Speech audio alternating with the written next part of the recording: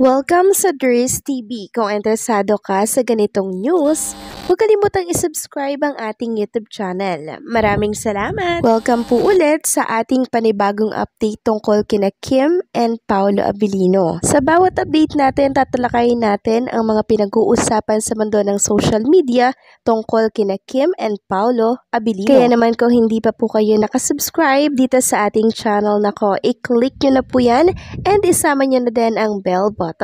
So, ayan, welcome back again sa ating YouTube channel mga ka-Kimpaw, and sa update natin ito, ang pag-uusapan natin ay tungkol sa mga importanteng ginapan kina Kim and syempre kay Paolo Abilino. Pero bago po ang lahat, nais ko lamang pong basahin ang mga napili nating komento patungkol po sa naging previous update natin bilang pasasalamat po sa kanila. Unahin natin ang komento ni Ginang Jennifer Ragay. Sabi niya, pansin ko lang, si Paolo parang di masyado nagpe-flex ng about Kim. Sobrang nagsosolo. May post man sa FB, puro siya lang. Sobra, parang di mo alam kung anong tumatakbo sa isip niya. So maraming salamat sa komento, Ginang Jennifer Ragay. So si Paolo, nagpo-post po siya kay Chinita Princess, pero hindi po yun madalas. So si Paolo kasi, ang gusto niya, private yung relationship nila ni Chinita Princess.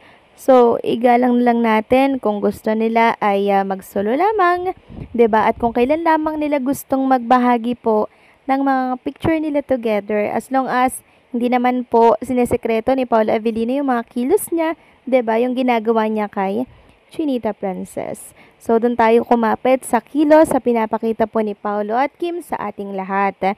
At ang pangalawang komento ay mula naman po kay Ginang Arlene Casis. Sabi niya, nakakatuwa, Miss Dries. Kanina, habang pasakay ako ng minibus papuntang school ng mga alaga ko dito sa Cebu, may nakatabi akong isang senior citizen at sa kabilang upuan ang kanyang anak na babae. Habang busy ka-scroll si nanay sa CP niya, kinalabit niya bigla anak niya at sinabi niya na nagka-aberya daw ang eroplano na sinasakyan nila Kim Chiu papuntang Surigao. Tiningnan ng anak niya at binasa, tapos sabay sabi na okay naman ma, safe naman sila, nakabalik sa Manila. Tumawa si nanay, nakakatuwa lang Miss Dries kasi si nanay isang Kimpaw fans at suportado siya ng anak niya. Maraming salamat sa komento at pagbabahagi po, Ginang Arlene Casis. Maging ako po habang binabasa ko ang inyong komento at kwento, nakangiti po ako. Kasi parang feeling ko, si nanay po na nakasabay niyo po, no? Love na love niya talaga si Chinita Princess at Paolo Abilino, di ba? So, ang dami pong natutuwa at na-inspire kay Kim and Paolo. Ang dami po nilang napapasaya, lalo na po yung mga seniors. Kaya naman love na love ko din ang Kim Pao kasi alam ko ang naidudulot ng Kim Pao sa buhay nating lahat. Samantalang, pag-usapan na po natin ang ating mga update ngayong gabi. So, unahin natin itong naging statement ni Chinita Princess sa katapos lamang po na PBB Big Night nitong nakaraan lamang. Sabi niya po mga ka-Kimpaw, couldn't have done this without all of you. The fam showed up complete for the big night, cheering each other on backs, always covered hearts, always full, no full script, just bullet point and big love. Plus hands down to Ate Bianca for bringing your A-game. As always, happy to have you with us, Gavi and Mabili Gaspi.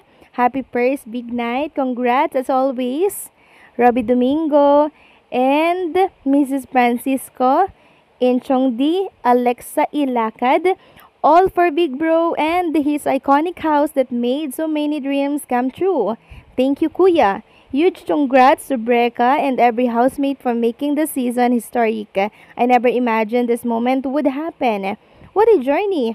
What a blessing! Thank you, Jimmy and the ABS-CBN for this beautiful partnership and to the unsung heroes behind the cameras. Slow clap, salute, and standing ovation. You made it all possible. Congrats, PBB fam! Then tinag niya po ang PBB ABS-CBN. So, grabe naman yung statement na yon for winner po, syempre, ng PBB and sa mga natutulungan po ni Kuya, sa bahay ni Kuya, 'di ba? And syempre sa collaboration between GMA and ABS-CBN. At eto nga po yung mga binahaging picture ni Chinita Princess ng gabing yon. So talagang nakita natin dito na kahit maliit man o malaki yung mga nangyayari, talagang lagi pong may statement si Chinita Princess bilang pasasalamat. Sobrang down to earth talaga nitong si Kim Chiu. Samantalang update naman tayo kay Kim and Paolo Abilino dito po sa Surigao. So kanina kung inyong natatandaan sa update natin, 'di ba nagka-aberya po yung airplane na sinasakyan ni Kim and Paolo Abilino. Pero safe na naman po sila ngayon na nakarating dito po sa Surigao. Siguro mga 12 or 1 sila nakarating, mga ka-Kimpaw, ano? And maraming salamat kasi safe po sila na nakalapag dito po sa Surigao para syempre sa isang concert. Magpapasaya na naman si Kim and Paolo Abilino, syempre magpapakilig. So sa isang van, bumaba sila doon kasama syempre si Paolo Abilino. Magkatabi po sila sa loob, Kim and Paolo. Then, si Paolo Abilino po mga kakimpaw, yung nagdadala na naman ng orange na bagahin itong si Chinita Princess. So, marami nga nagsasabi na talagang mag-asawa, Diyosawa na ang galawan itong si Kim and Paolo Abilino. And makikita naman natin yan sa kills silang dalawa, di ba? Sabi nga po ng isang Kimpaw fan, parang mag-asawa na talaga ang Kimpaw. Hindi mo na makikita sa kanila ang pagiging jowa pa. Nag-level up na kasi ang relasyon nila, laging magkasama. The way also Paolo treat Kim, act of service si Pao. Very caring and protective si Pao kay Kim. If you rate Paolo actions from 1 to 10, I could say it's a perfect 10. Wow, grabe no mga kakimpaw. Hindi na pala magjowa, kundi magjosawa na. Nag-level up na daw mga kakimpaw. Grabe din ano. Kasi makikita nga naman sa action nila.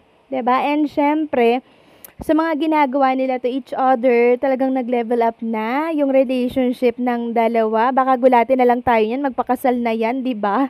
Pero ngayong taon, wag muna tayong mag-expect niyan kasi alam naman natin na ang daming offer sa kanilang project, mga kakimpaw after lang teleserye. Parang meron pa atang movie. Gusto ko nang maiyak mga kakimpaw kasi ang daming blessings ni Kim and Paolo Abilino. Grabe lang, di ba? Kung sino talaga yung humble, and syempre, mabait, marunong makisama, sila talaga yung talaga naman pong binabahan ng mga blessings. Deserve naman ni Kim and Paolo Abilino yun, di ba mga kakimpaw? And syempre, marami nilang napapasaya, marami nilang natutulungan, di ba? And also, nakakapagbigay din sila ng pag-asa sa mga kapwa na nawawalan po ng pag-asa. 'Di ba? Sila po yung nagiging sandalan ng mga may mga pinagdadaanan. 'Di ba? Ang dami nating kwentong nabasa tungkol diyan and talagang saludo ako kay Kim and Paolo Abilino. So, paano hanggang dito na lamang po ang update natin mga kakimpaw at maraming salamat po sa patuloy na pagsuporta.